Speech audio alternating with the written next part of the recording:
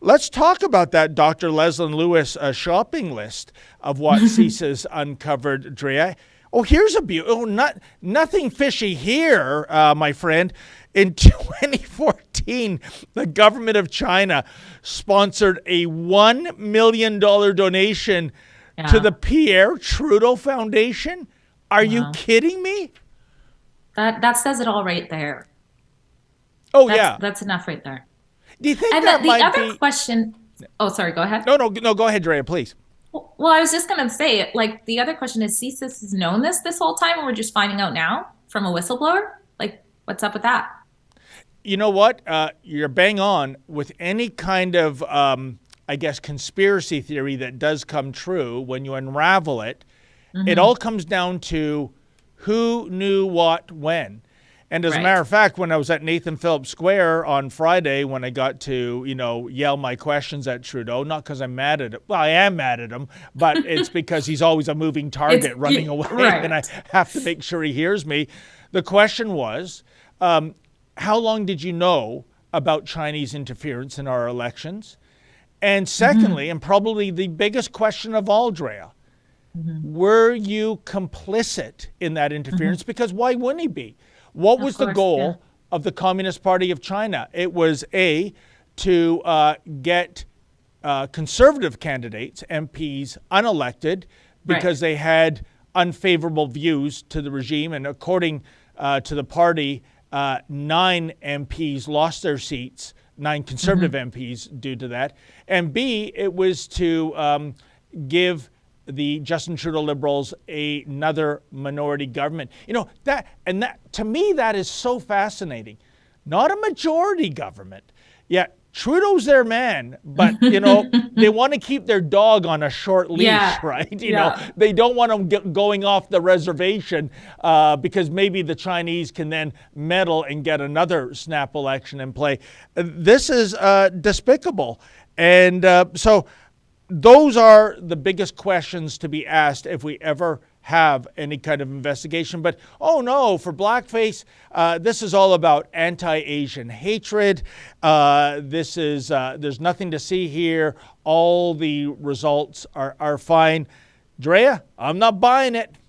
No. And I think more and more Canadians are not buying it too. So perhaps this is a blessing in the end when it comes to next election time. Indeed. In fact, we might even have the results of a survey. I'll throw to it after our first ad break because more and more Canadians, they're not convinced everything is fair and square come election day. And this, to me, is gasoline on the fire, to say the least. Let's take a look at the Angus Reid Institute poll. This doesn't look good for the Trudeau Liberals. Nope. 2 in 3 Canadians believe Beijing did attempt election interference. There you have it. 2/3 of the country Hmm. are saying something is fishy here. Something stinks to high hell. Hmm. Wouldn't you think that would, like, let's put it this way. If Trudeau is right that there was no interference or the Chinese Right. tried to interfere but weren't successful, okay, then let's put the conspiracies to rest, shall we? Let's have that investigation. And as Clara Yeah. Peller used to say, where's the beef? Well, let him show us the beef. But I think there's something there, Drea.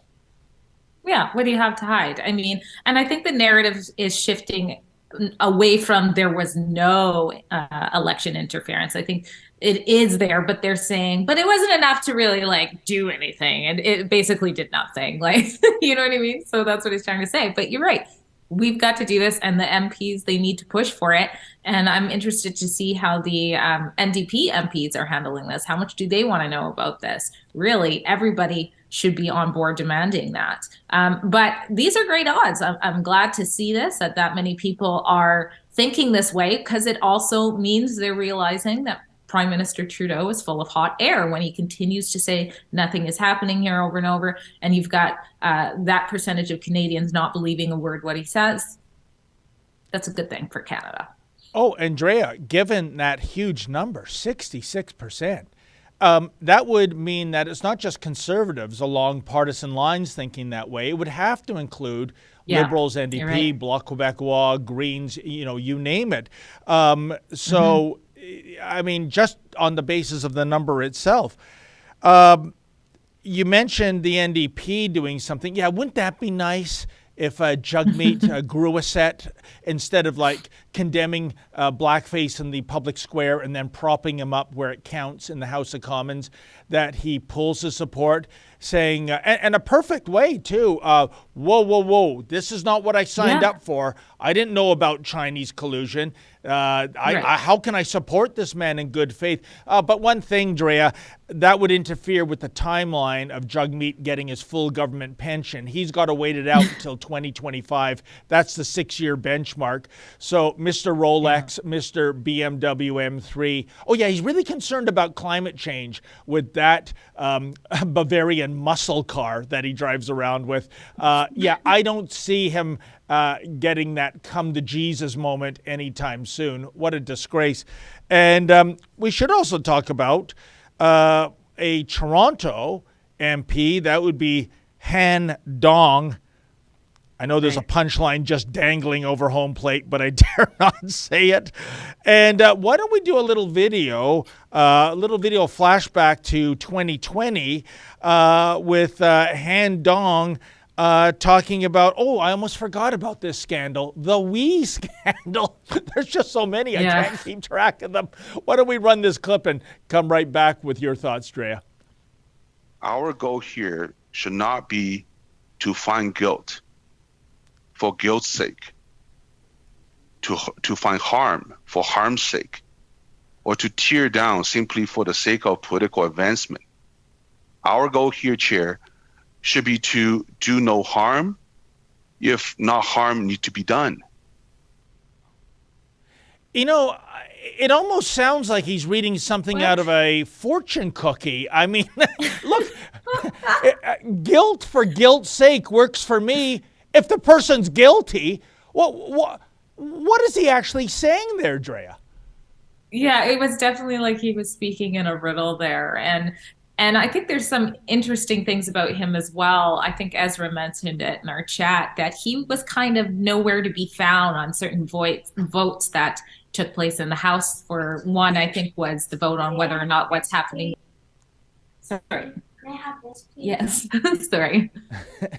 It's interrupted, but whether or not the atrocities happening to the Uyghurs was in fact genocide, he was nowhere to be found, I believe, on that. No. So yeah. You're 100% right, Drea. Han Dong turned into Speedy Gonzales, and he got his butt out of the House of Commons, so he'd be absent for that vote, neither the vote for or against. But can you blame him? I mean, if his sugar daddy is the Beijing Mandarins, why are you going to offend them? Why are you going to call, a genocide a genocide? So he'd rather default that one. Absolute disgrace. That's a clip from something we call Rebel News Daily. It's our daily live stream hosted by my friend David Menzies, but the show also includes a rotating cast of hosts and special guests, including me. It's a great way for us to talk about the news of the day as the news is happening in an unscripted fashion, and it's an awesome way for you to interact with us as well. We stream every weekday, 1 p.m. Eastern, 11 a.m. Mountain, wherever you find Rebel News. See you there.